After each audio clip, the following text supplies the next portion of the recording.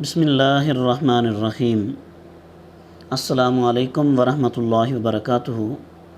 محترم ناظرین، آج کی اس نشست میں غرور اور تکبر کے بارے میں بات کرنی ہے کہ تعلیمات اسلام میں اس کی کس قدر مذمت آئی ہے اور اس کی وجہ سے انسانی معاشرے میں کیسی کیسی خرابیاں پیدا ہو رہی ہیں اور کیسے کیسے لوگ اس کی لپیٹ میں آ رہے ہیں۔ غرور انسان میں کب پیدا ہوتا ہے کہ جب انسان اپنے آپ کو دوسروں سے افضل اور بہتر سمجھنا شروع کرتا ہے اور اپنے گرد و بیش میں بسنے والے انسانوں کو اپنے سے کم تر اور حقیر سمجھتا ہے۔ قرآن کریم میں ایک بڑی واضح مثال ہے کہ جب اللہ تبارک و تعالی نے ابلیس کو یہ حکم ارشاد فرمایا کہ جناب آدم علیہ السلام کے سامنے تم جھک جاؤ اور ان کو سجدہ کرو، ابلیس نے انکار کیا۔ اب اس کی جو وجہ اس نے اللہ تبارک و تعالیٰ کی بارگاہ میں عرض کی، قرآن اس کے الفاظ کو کوٹ کرتا ہے،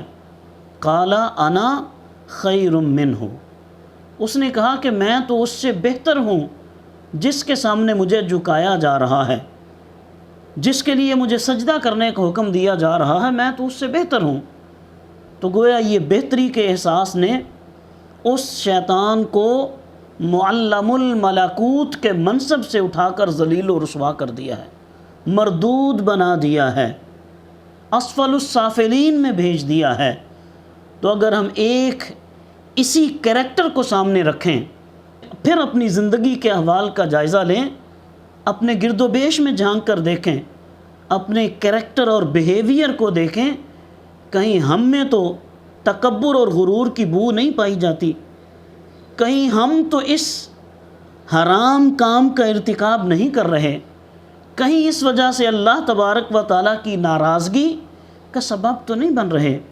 کریم آقا صلی اللہ علیہ وسلم ارشاد فرماتے ہیں کہ جس شخص میں ایک رائی کے دانے کے برابر بھی تکبر ہوگا،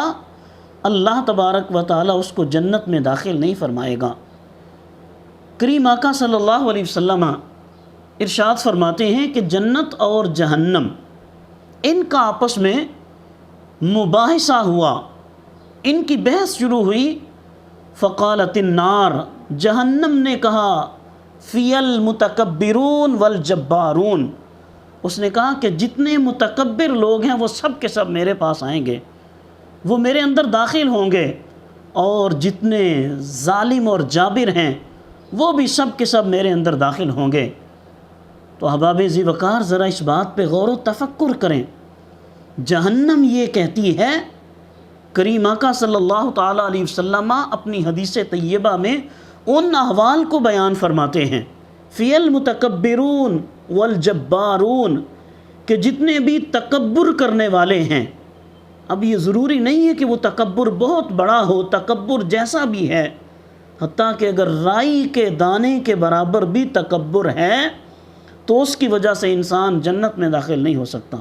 وہ جہنم میں داخل ہوگا۔ کریم آقا صلی اللہ تعالیٰ علیہ وسلم ارشاد فرماتے ہیں، جنت نے اس کے مقابلے میں کہا کہ میرے پاس اس امت کے ضعفاء اور غریب لوگ آئیں گے، مسکین آئیں گے، ان کو جنت میں داخل کیا جائے گا۔ اللہ تبارک و تعالیٰ نے ان کے درمیان فیصلہ کر دیا۔ جنت کو ارشاد فرمایا کہ اے جنت، تو میرے رحم کی عکاسی کرتی ہے، میرا رحم تیری صورت میں سامنے آتا ہے، اور میں اپنے جن بندوں پہ اپنا رحم فرماؤں گا اسے جنت میں داخل کر دوں گا۔ اور جہنم کو رب کائنات نے ارشاد فرمایا کہ میرا غضب اور میرا عذاب تیری صورت میں سامنے آتا ہے، میں اپنے جن بندوں پہ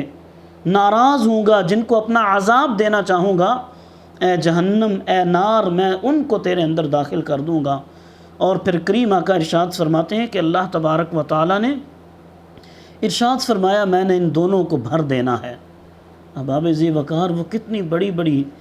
دونوں جگہ ہیں، جنت اور جہنم۔ اللہ تبارک و تعالیٰ نے ان دونوں کو بھرنے کا وعدہ کیا ہے۔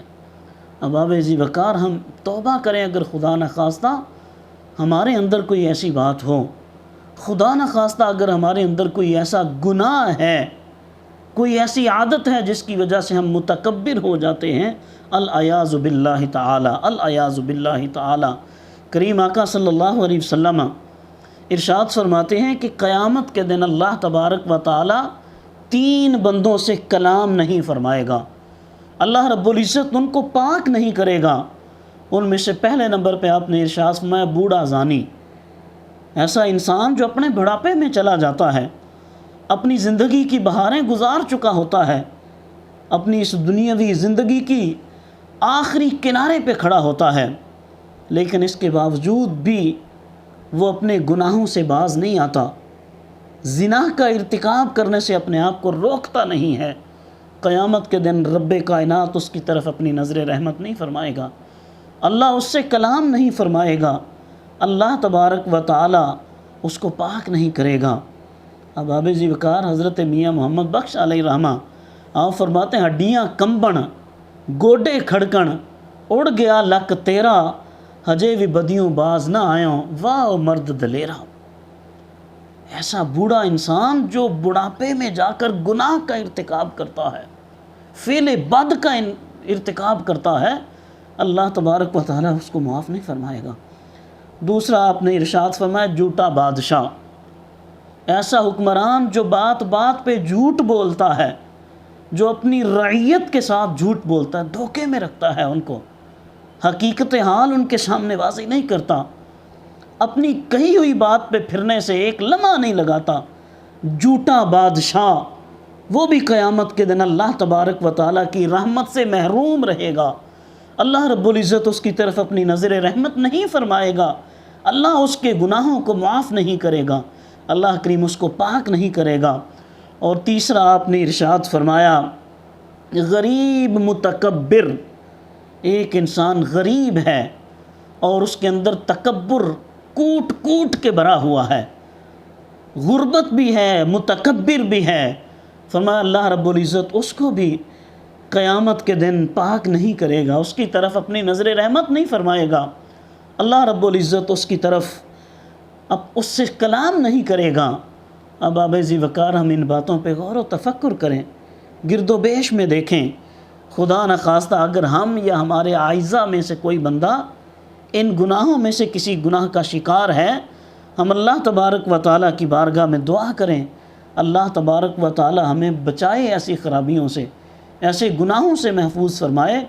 اور زندگی بھر اللہ کریم ہم سب کو تکبر اور غرور سے بچنے کی توفیق عطا فرمائے۔ آمین ثم آمین، وما علیہ الا البلاغ المبین۔